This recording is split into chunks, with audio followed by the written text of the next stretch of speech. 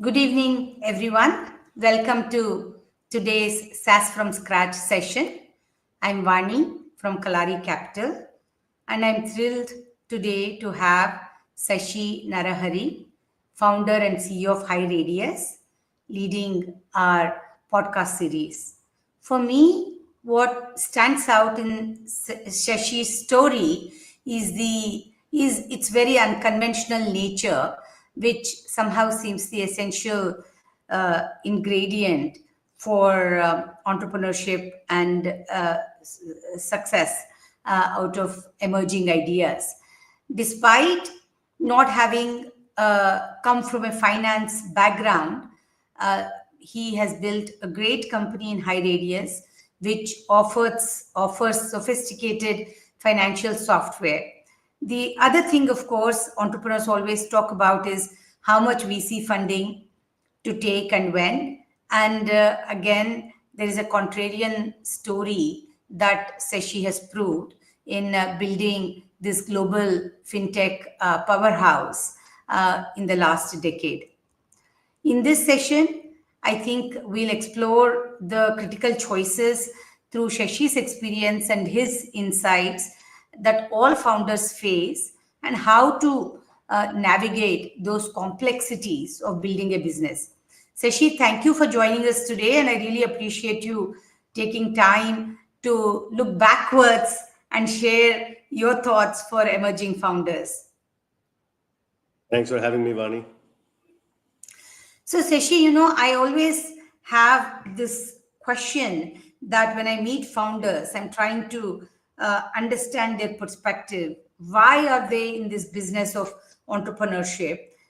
And do they have a framework that they have set up to know their agenda in this journey and how and why they've embarked on arguably not only a difficult journey, despite sort of the pot at the end of the rainbow, proverbially, as they say, but also really a soul reflective journey, which I think every entrepreneur goes through. So my question to you is, how did you frame that for yourself a decade or so ago when you started this? And if you can look back and say, what did you expect? And how did it turn out for you? Were there any surprises, or did everything work clockwork to what you imagined it to be? Yeah, so first of all, my common response to most founders is, if I go back in time, I don't know, it's like 20 years back or 25 years, would I be a founder again? Probably no, which sounds very contrarian. So because there's a lot of hardships when you build a business, and the end result looks cool and so forth on the surface, but I know that personally, a lot of empathy to all the founders, because we go through a lot in terms of family sacrifices, financial sacrifices, and so forth. And sometimes the end result is good, in many times it's not. So the probability of success of entrepreneurship is low. So if you're going to do it for money, don't do it, is my general recommendation. Having said that, when I started on the onset, I kind of call it like you're young and foolish.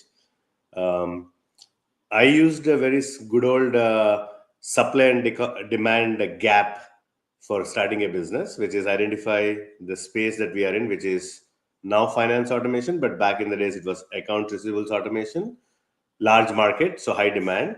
I knew that there were at least 10,000 companies that would pay $100,000. The proof point was there, so that's $1 billion of market size. Supply-wise, there are only like one or two startups which are small and had like lukewarm products. ERP had lukewarm functionality. So I think the macro math of big markets, highly underserved, was there to make the jump.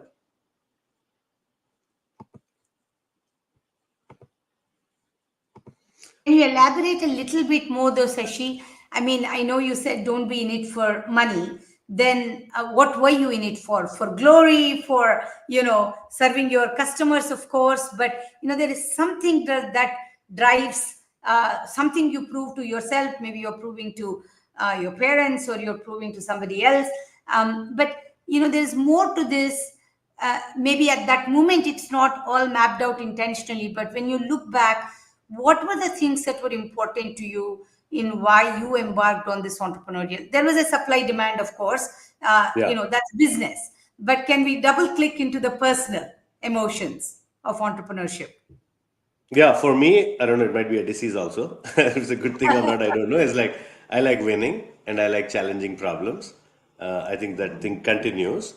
So I think it's like the good old Maslow's hierarchy, right? So there are different levels, and what continues to inspire me, maybe this is my own learning over the last 20 plus years in the US of the art of the possible. I come from a very barely middle class family, humble background. So it is, I think I was very enamored by what is the art of the possible, especially back then for entrepreneurship in the US, and how the markets are very free markets, highly supportive, and probably like the best platform to do something relatively, right? There are a lot of economies in the world, but I felt like you could achieve a lot by looking at others. So that just inspired me. I thought, okay, maybe we should embark on a journey to build a big company and deal with it along the way, kind of stuff. And that journey continues. I don't think we are a big company right now, but still the same.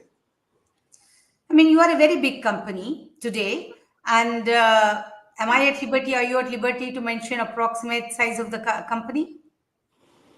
Yeah, we are at 3,300 employees, past 300 million in revenue, ARR, annual ACV or ARR.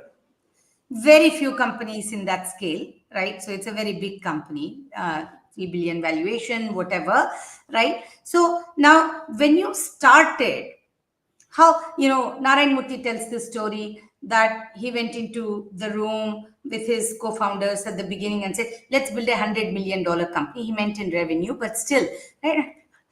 All of India didn't have $100 million in foreign exchange at that time. They're like, what are you thinking, right? So, and so, and sometimes markets just grow and you continue to grow. So where in the beginning, how far did your imagination take you? Yeah, so I think maybe the simple answer is you always have, I believe on a variable called expected outcome, which is probability of outcomes. And I don't want to do things which is like extremely low probability, but how do you do things that you change the odds a bit in your favor? So you always do the begin with the end at any point of time, the art of the possible, not as a dream, but as a macro map. But then you break it down into chunks, and we run HighRadius business till almost like few years back, 3 years at a time. We will have a begin with the end and a goal, and a 3 years at a time. Now we are bigger, so we have a 5 years at a time goal. At that time, the initial goal was, okay, I want to get to 20 customers because that's a good product market fit.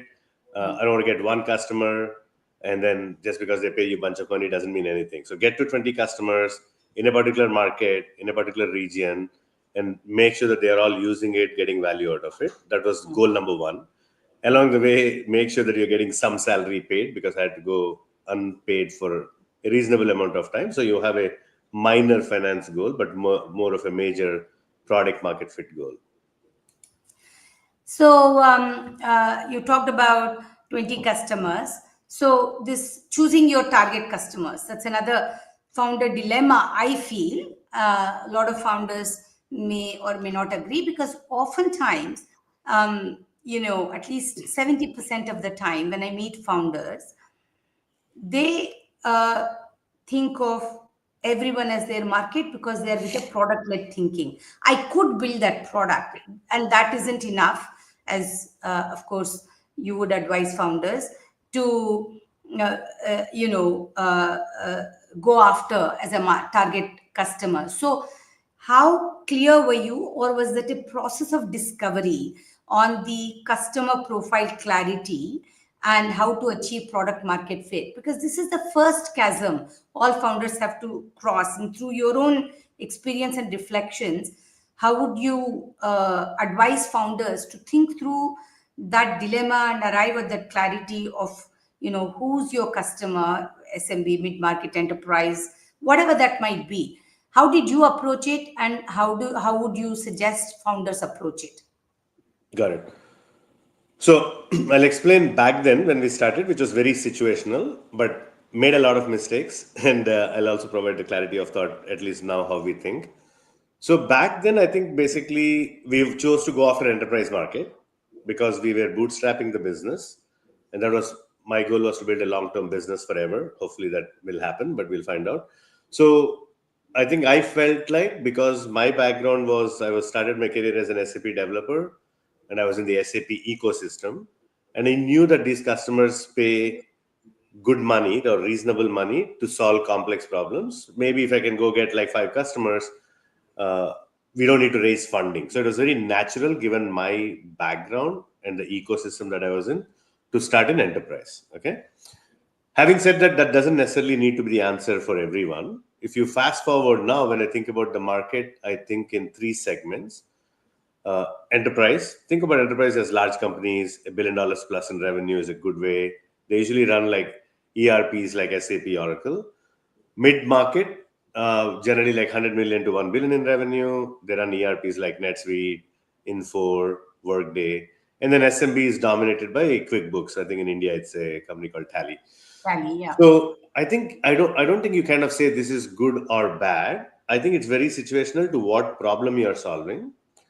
But I think if you have to go after the enterprise market, you have to be sure that you have a highly differentiated product, because enterprise markets will only choose vendors if they have a highly differentiated product and there is a void that the existing mainstream vendors cannot solve, whether it is Microsoft, SAP, Oracle, blah, blah, blah.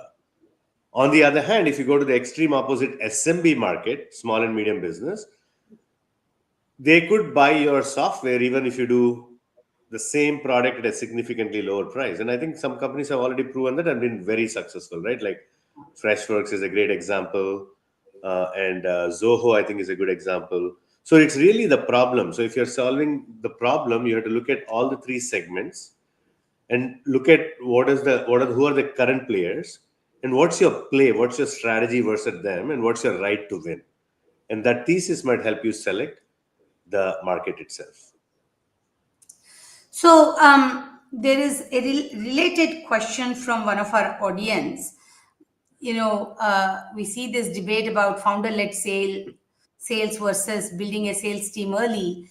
So Sashi, how did you approach this, and how should founders think about the shift from founder-led deals to systematic sales motion? And I'm assuming those first 20 deals, you chased them and you landed them.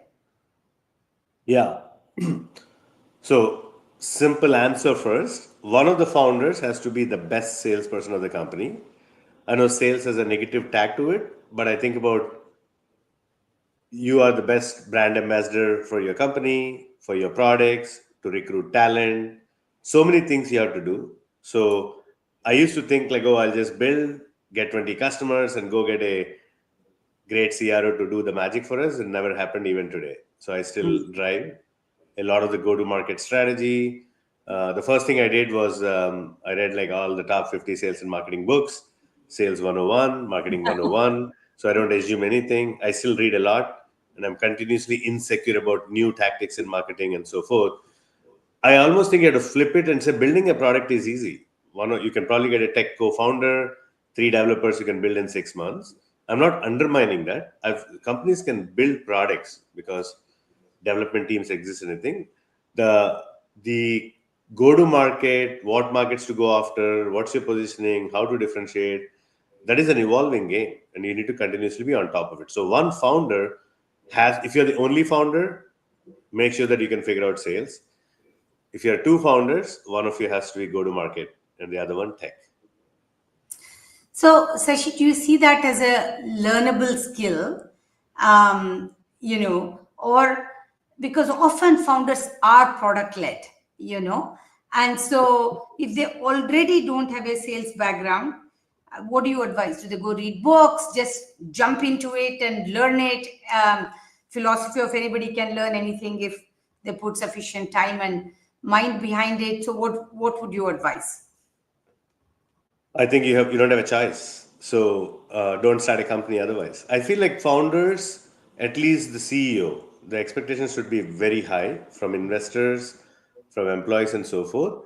You have to be highly adaptable. It's maybe like, I don't know, like the good old Darwinism in a fast-paced manner, where you have to continuously evolve and change the direction of the company. There'll be so many challenges that you'll be faced with. the founder CEO role is very important. It can make or break companies, I think. I'm continuously insecure about where we are. I always think about, are we doing the right thing? So yeah, one founder, or I would say both the founders, have to continuously evolve themselves. Otherwise, you'll be outrun by your company, and you are supposed to be ahead of your company in terms of 2 to 3 years ahead in terms of thinking, translate that into execution steps. So I don't think that's an option. It's mandatory. I also invest in companies. I see the game from the other side as an investor on a board. And the number one thing I tell the founder CEO is, you got to be evolving way faster than the rest of the company as an individual.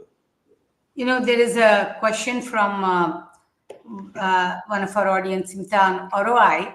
And, it reminded me a little bit in my first journey as an entrepreneur. I encountered, and today I see a lot of founders do that when I'm on this side of the table. They're selling features. They're proud of their product, of course, right?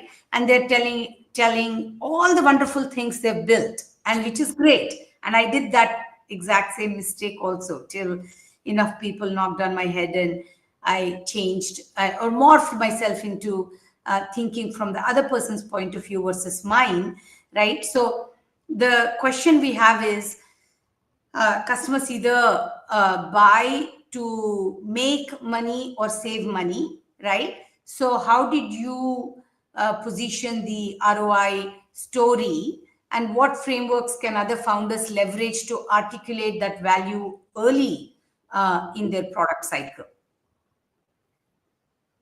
So the value creation was a framework for us from day one, because we were selling to the CFO's office, given what we do. And the who I assume don't pay easily. yeah, you're dealing with, it's a pro and a con. They're obviously the best in the business in terms of money management.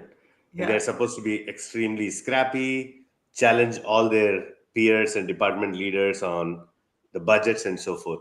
Yeah, so I think let's take a step back on this, right? So if you're selling to the enterprise market, you do not have a choice but to do an ROI. If your products authentically cannot quantify an ROI that is believable, you have no shot. And the reason for that is, most large enterprises, and I'll talk about SMB as the other extreme.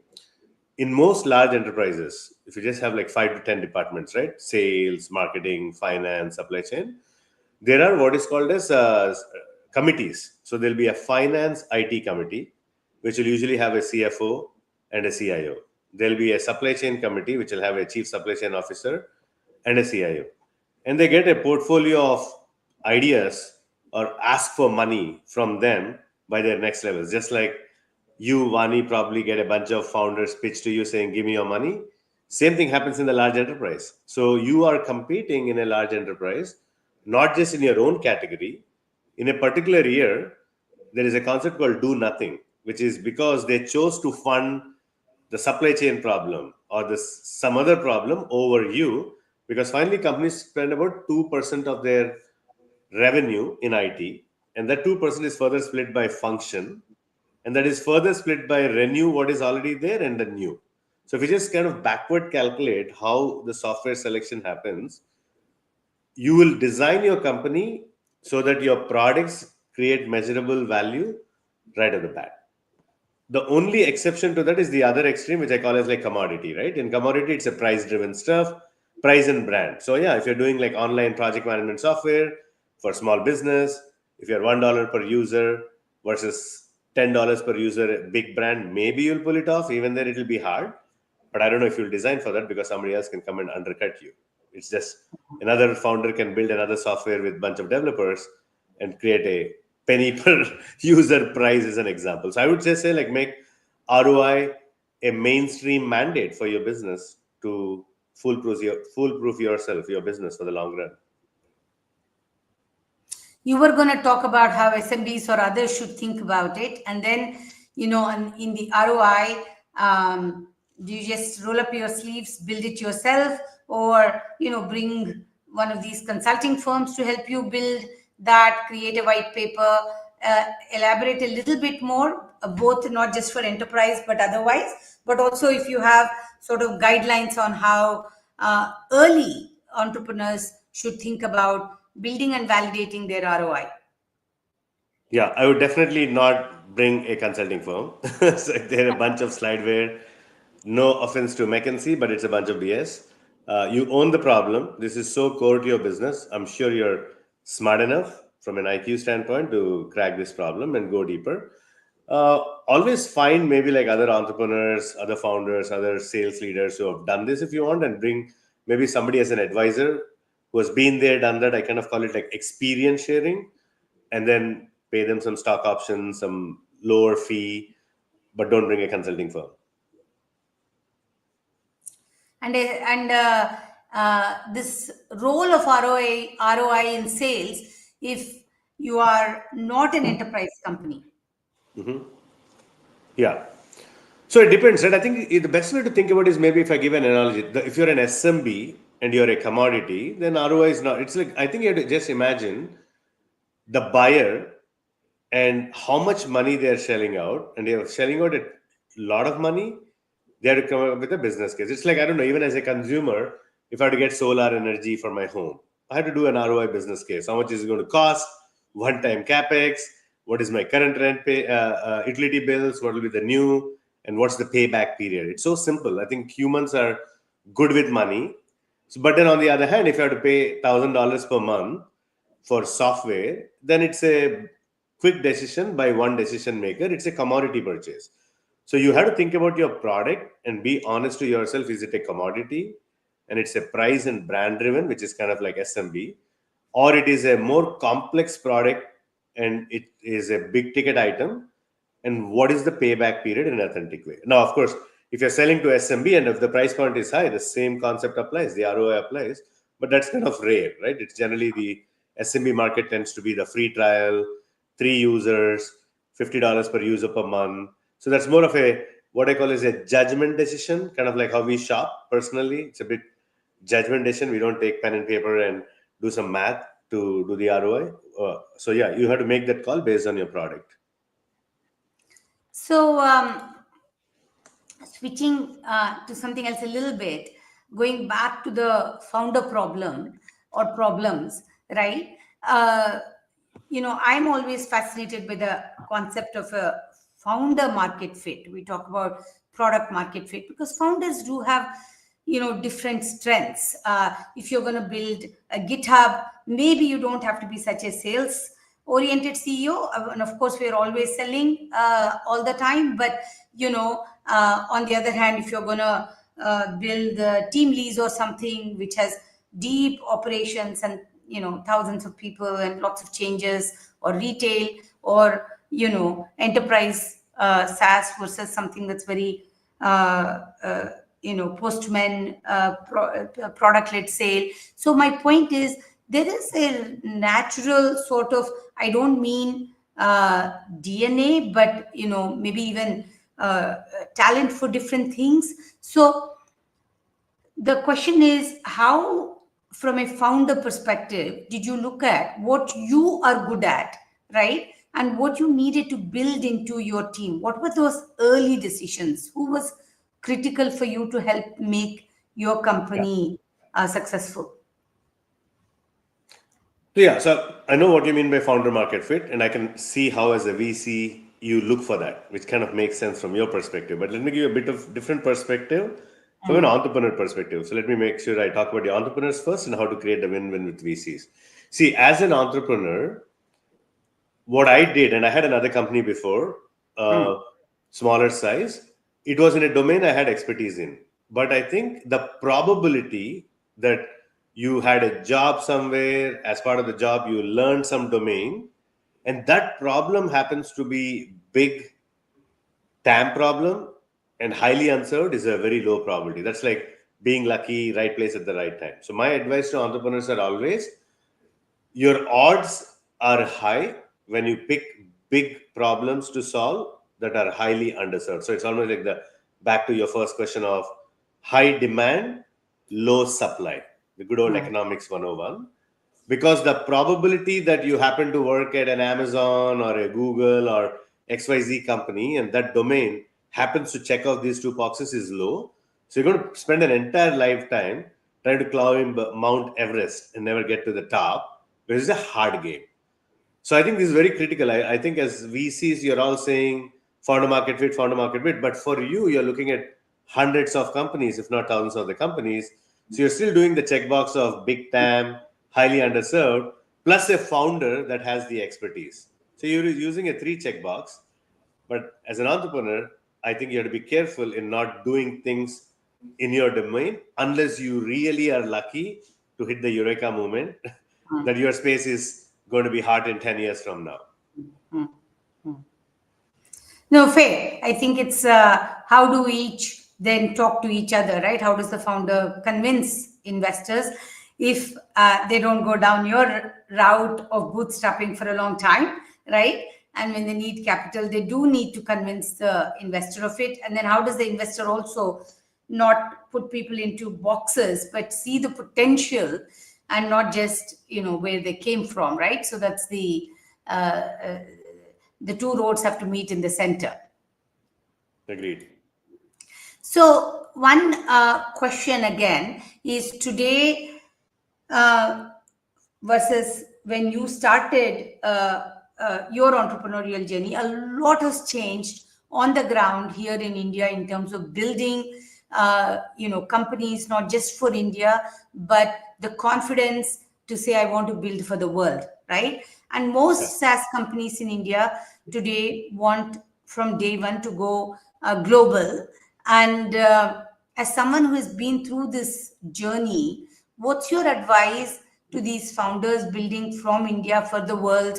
But by the way, while it's a good thing, the only reason sometimes they think they want to go to the world is, oh, I'll get a higher ARPU there or something like that, right? But that's hardly sufficient reason to go, because everything is more, and they don't even have a context to the cost factors they need to be aware of in going global. So what should companies do in thinking of going global, even if that market is lucrative, when you're building particularly from India? Yeah. Okay. So first, I think you probably answered this already, Vani, in terms of just because you have a product, the business will not come, and you probably say this every day to founders. I think here's one way first for any entrepreneur out there or founder to think about, which is imagine like this, right? Imagine you can build a bike. That doesn't mean that you can sell the bike in Germany, sell the bike in US, sell the bike in Singapore, sell the bike in India, sell the bike in Dubai. The answer is no. So what that means is that it's also telling you an obvious answer, which is just because you have product and features, and generally we all have a lot of what I call a self-service bias and optimism. My product is the best. I kind of call it like no My baby is beautiful. no mom and dad think that they have an ugly baby. They all think they have a beautiful baby. So similarly, every founder thinks they have a beautiful product. So having said that, I think if I use the bike analogy or the car analogy, ultimately you pick geographies and you pick segments. You cannot say, I have a car and I can compete with BMW and also compete with Maruti. It's not like that, because the markets don't operate like that. You have to think about how customers buy, and then you fit into that. So beyond that framework, I think first thing is you have to think about the world market in probably about 4 segments. If you're in India, number 1, US, it's the largest market. We all know that. Number 2 is Europe, which generally being from India, you'll probably think UK first because of language. Of course, you can go to Germany, France as well, but it's going to be harder. And then number 3 is APAC, but you further split that into India, but because of your proximity to the rest of the APAC world. My recommendation is you make the bet as a combination of these 4 geographies. Which geography, be very clear, and which segment, which is enterprise mid SMB, which means that I'm going to build a bike. I'm going to build a bike for the Indian roads, targeting this customer with this price point, or build a bike for the US roads, targeting this. You have to be very clear, because you have to move every penny you have in that direction. Okay. Now, to be specific, Vani, if you're aspiring to go for the US markets, you should go for it. I think it's a very best market, the most lucrative market. I generally recommend one of the founders to relocate to the US and integrate yourself into the culture. Don't fake it. Be authentic. It's an amazing country, just like India is.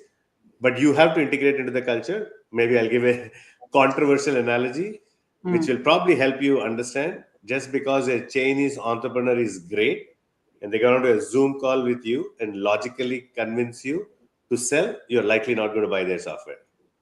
Or a French entrepreneur on a phone via a Zoom. So I think when we sell, we are very logical and we expect the buyer to use logic to buy. But when we buy, we are pretty emotional and we use another dimension to buy. Same thing applies to you. So I think to make your business big in America, you have to authentically integrate into the culture, is my view. So one of the founders should relocate. It's a no-brainer. So, continuing on the sales for just another couple of minutes, there's a question from Kamal asking, what key trends do you see shaping the future of enterprise SaaS, especially in a globally competitive market? And you probably saw Satya Nadella said SaaS is dead or something like that. So recently, which created a bit of a storm, and he might not have quite meant it like that. So what do you think? No, so we actually also said SaaS is dead about 3 years back at one of our conferences. I said that. But so here's the deal, right? So let me kind of simplify. There is a valid point here. See, historically, SaaS software went from paper and file cabinets to digital file cabinets. It was basically a system with a user interface with various forms to update digital file records. Even if you look at Salesforce, it has only 3 objects. I'm being a bit technical. Contact object, account object, and opportunity object, the CRM functionality. Okay. And what do salespeople do? They update information into this that gets updated into a database, and it's universally available for other people in the same logical group. And there are some basic workflows between them and so forth. That market will be dead. Okay, because there are no code platforms, and that market could even go to like the big boys, as an example, right? So if you just build software that has sexy UI and it has what we call as CRUD functionality, create, read, update, delete of information records, I would say it's done at this point. And we talked about it for 3 to 5 years, even at HighRadius actually. Where the market is shifting to is your software has to deliver automation and intelligence without the buzzword of AI. So what is automation? Can you deliver functionality that humans do by using machines? Okay. Algorithms can be AI, Gen AI, heuristics, rules. Nobody cares in the end result.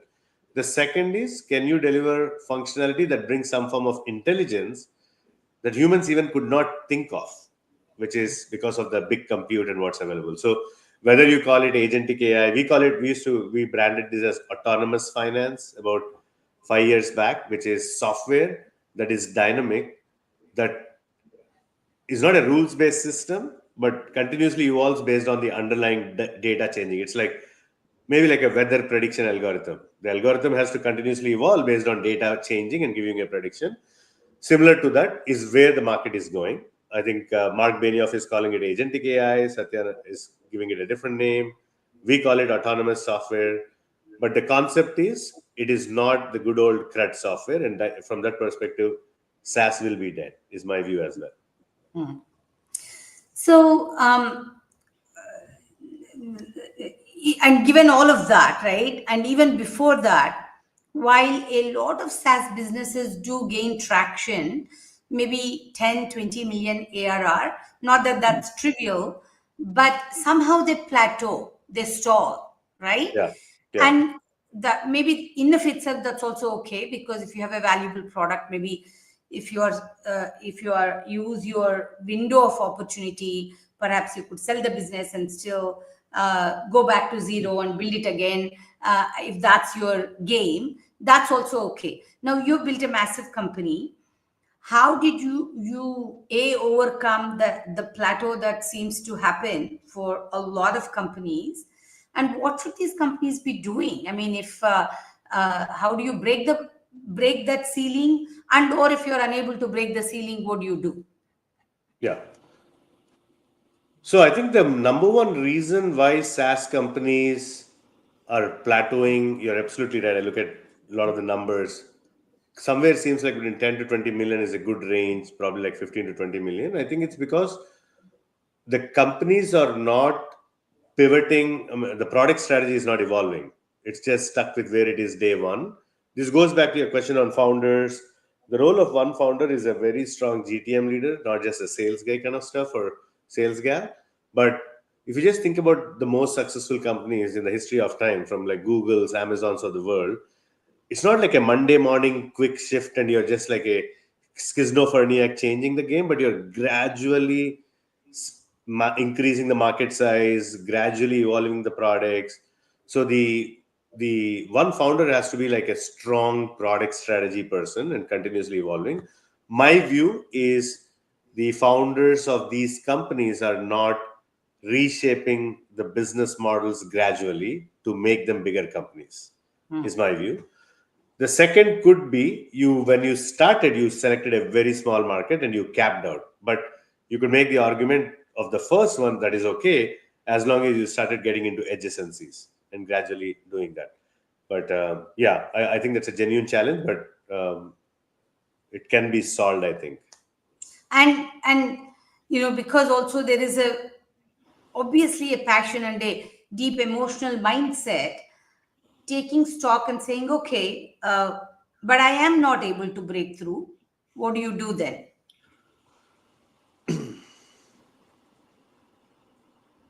Then I think you should sell the business, because it's going to get worse later. Because if your growth rates are reducing, hey, look, when you raise money, I'm sure, Vani, you have a high expectations of ROI. And since you talked about ROI, the last thing you want to do is sit on a company that is flat and it's not worth anything. A bunch of IP with a customers is only worth the customer contracts, which valuations will be very different. I think it's like do or die. There's nothing in between. Don't sit in between and stall. So let's talk about that ownership mindset, where, of course, most of the time for an entrepreneur that helps, but other times it holds you back, right? So let's talk about that in the context of how should founders evolve their emotions from owner to all stakeholders. Yeah, so I think so. The number one thing that I'm on the board of companies, I look at own HighRadius and what we reflect ourselves in a mirror, right? This founder and CEO has to be the biggest devil's advocate of the business. I think the most common mistakes I see being made is founders and or the CEOs are constantly saying everything is going great. We have a great company, great product. Like, okay, it's like my baby is the most beautiful. Like, it's not the case. You probably have hundreds of challenges. Acknowledge them in the now moment and continuously fix them. Be vulnerable with your investors, be vulnerable with your employees, be transparent and honest. Whatever is the problem is a problem. I don't think the ones that you need to appeal by saying everything is going great is probably not your long-term partners anyways, be it employees, investors, and the market, including customers. I don't mind even telling our customers, we screwed up, this is a problem, we need to re-release this feature, my apologies.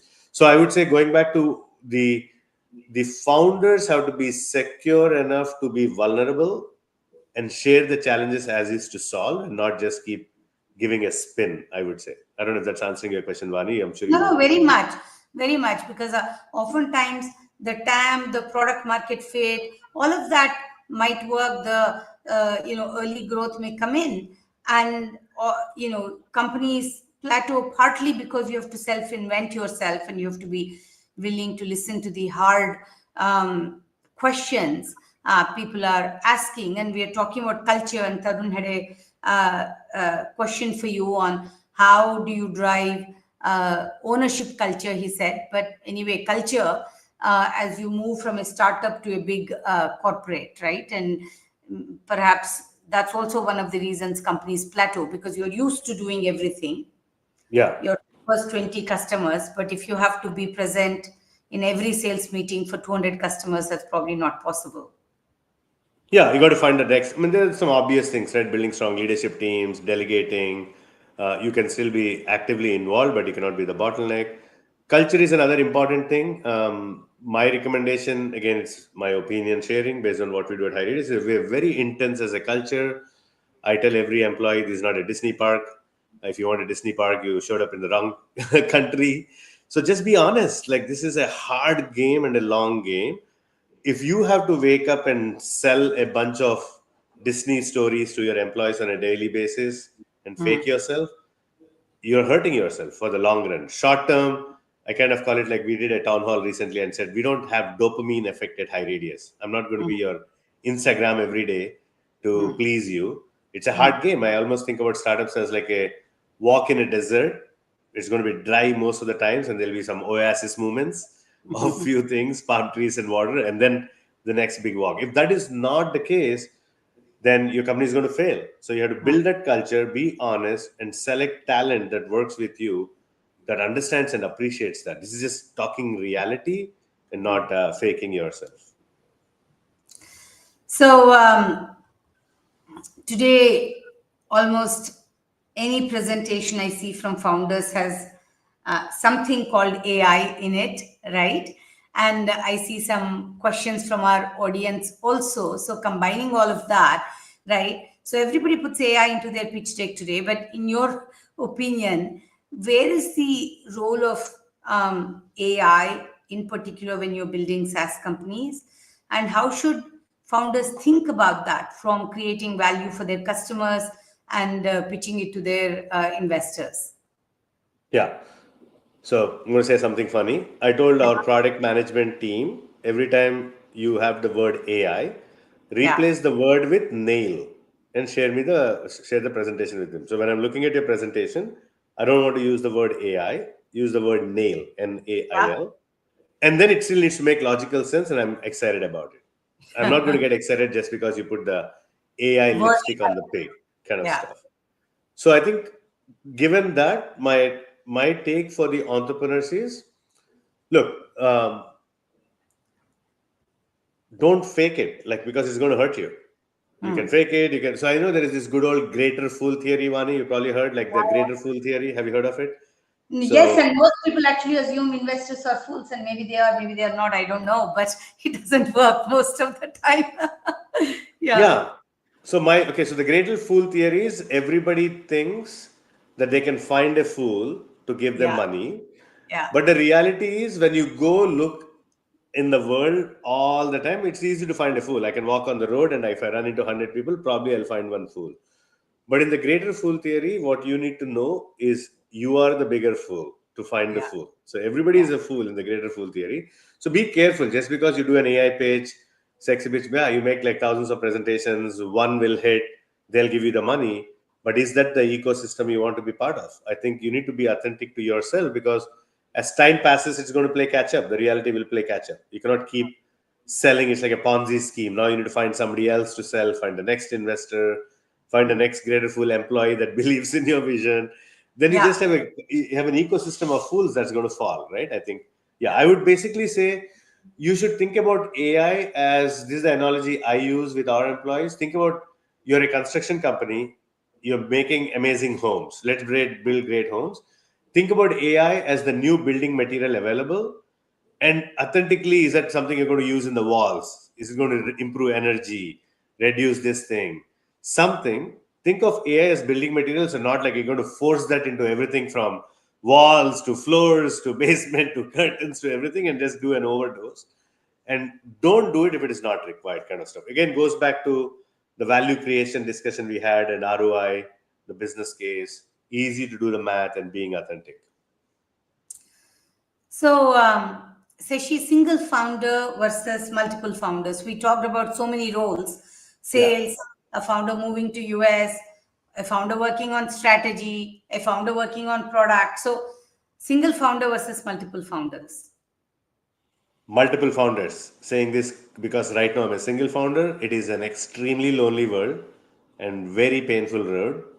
Things that you cannot even share with your spouses and kids, because you want to keep them away from your noise.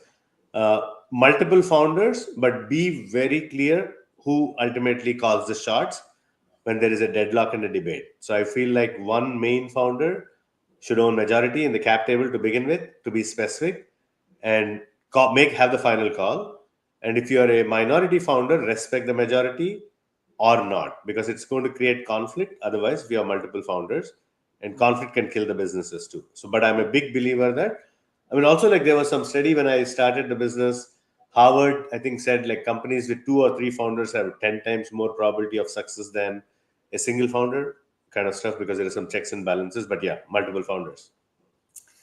So bootstrap as long as possible or raise capital as early as possible? You'll not like this answer, Vani, but No, bootstrap as I long as bootstrapped my. possible. No, listen, I bootstrapped my first company for 2 years Yeah, before I took one penny. So, yeah. yeah. Okay, so let me do like good hardcore, like vulnerable experience sharing. Bootstrap for as long as possible, but I actually made a mistake for bootstrapping for too long. We raised our first round in 2017 and we became market leader dominant number one in 2019. What happened, I think, was when we had that first round of funding, I'm like, I don't know, maybe lack of better analogy, like it's like giving an athlete from the village who can run without any shoes with lot of stones on the road, and we got like Nike shoes on like turf, and we were just blazing like crazy. So when that happened, I was like, shit, made a mistake. Should have probably raised the money few years back. So in hindsight, I'll say a lot of people think, wow, this is great, you bootstrap for the long. I don't think it's about the cap table and the ownership. At some point, you're going to give it all away, likely as a probability. Anyways, is time it right, but early reasonable bootstrap product market fit and raise less chunks of money to what is needed for the next maybe like 18 months kind of stuff, and then keep going would be my optimal answer, I think. What do you think, Vani? By the way, You one see of the this a myths, lot. no, one of the myths is, VCs want you to take money and dilute early. Any day, a bootstrap founder walking to my business, I have tremendous respect for them. And when you are ready for money, come to us. And if we are the right people, that's great. If we are not, that's great also, because you've built the company to beyond where we can add value or give you money. I bootstrapped my business. I do that over again. And only reason is because I had to discover the market. I had to discover myself. It turned out I was actually very good at sales, but I didn't know that. I started with product and I had to like go to lots of customers to figure out how to sell it. It's not the time to take money, because then you have someone who's on a clock, right? That's Yeah, the that's correct. the difference. So I think that's the difference people don't understand. If you have clear product, clear idea, and you can grow now, take the money, put the fuel, and do that, right? If you're on training wheels, you can't say, I'll go do Tour de France, right? So Yeah, that's the difference, right? So if you're on training wheels, then wait till you get off the yeah. training wheels till you can. So I only bootstrapped because I was a single founder. I had, like I said, I came from engineering background. I didn't know anything about sales. I had some ideas about customers. I was very wrong. So that's the zone where you're in a discovery zone. Bootstrap by all means. When you have clarity on Absolutely. everything, go raise money as fast as you can. Yeah, totally agree. And I think when you raise money from an investor, some of the things I say is, okay, you're going to put a bunch of PowerPoint with numbers. Just put the numbers that you think you can meet, because like Yeah, I think having an investor is like, it's like a marriage. someone It's on like your back. yeah, you have an investor on the board. Are you going to lose credibility in 3 months, and then you're going to Yeah, start telling stories month yeah, after month, quarter after quarter? Versus I always like to sell low, set low expectations and exceed. Valuations are okay, it's not going to make a difference on the bigger scheme of things if you have a successful business. So don't chase like sky high valuations. Raising money is not a celebration. It's just the start of a much bigger game that you will likely fail. So some basic first principles thinking on this one. But yeah, yeah. So just to get to know you a little bit, Sashi, because at the end of the day, when a founder is very successful like you are, we all put them on a pedestal, but they are human too. And the more we can connect with that, maybe we are inspired to think, I could do this too someday. So if you want building HighRadius, what do you think you would be doing? first of all, I don't think I'm a good inspirational entrepreneur for anyone. I'm a workaholic and I'm a recluse. So one of the reasons I don't speak a lot is I don't think it's a good example to follow for most founders. I'm a bit Sanky as well. So given that, what would I do? Um, I'm continued to be inspired by solving large, complex problems that make an impact. I don't know why. Maybe it's a disease. I need to kind of do some soul searching on reflecting. I'll give you an example. The other day, I was on a call with someone on Sunday, and then this is about like some CSR initiatives that we HighRadius are going to do, and they connected me to this association which does social service, and they said like I was asking some macro math numbers, and I didn't realize that in India, 56% of the population apparently are farmers, and they have high suicide rate and all that. And I did not know that. I'm in the US for almost 30 years now, so completely disconnected. Like I said, I work all the time, so I was like, wow, that's very sad, but I also kind of feel inspired by maybe is that a problem we can solve. So I got into like a massive brainstorming mode with his NGO head, and I think he thought I was crazy. So I said like, okay, how do you solve this problem? So I kind of like that big scale impact, challenging problem just seems to get me going. So I'm sure there is a life beyond HighRadius, some point where you are going to solve some big macro problems, and you are very inspiring, by the way, and you're humble, so you say otherwise. If you could relive one day in your IIT Madras life, what would that be? A favorite spot, something else that jumps out? Yeah, that's an easy one. We used to go to this place called Taramani, Ah. Taramani, which is a village outside of the gate at 3 a.m. to have chai with bunch Ah. of buddies, and that's very Ah. memorable moments. I would love to relive that. Yeah, and I'm sure you will find some reunion where you go do that. So, a mascot that if you could have for HighRadius, a spirit animal, something, what would that be? You said you guys workaholic, but beyond that. Yeah, it's a good one. I'm thinking without wasting too much time. I would think like cheetah, fast, but also like nimble, can change directions. It's kind of I'm doing it a bit on the fly, trying to map Yeah, how we operate. Yeah. yeah. No, that's great. Um, Lastly, you had mentioned in this conversation that you're investing in founders. And so, how should they reach out to you? When should they reach out to you? What are you looking for to close this conversation? Yeah, so you can send an email to my email, sashi.narahari at highradius.com. I don't check my email. I have an amazing EA. Her name is Lindsay. She is really good. She will filter and flag a subset of the emails. And then for a weekend, I'll probably look at the deck.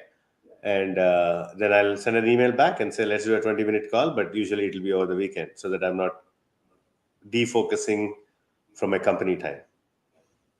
And what are you looking for? Who should be reaching out to you? I'm actually investing on the individual to begin with, and I like to bet on people. I'm okay to start with the idea, but I think you can always morph, right? The ideas can be changed. So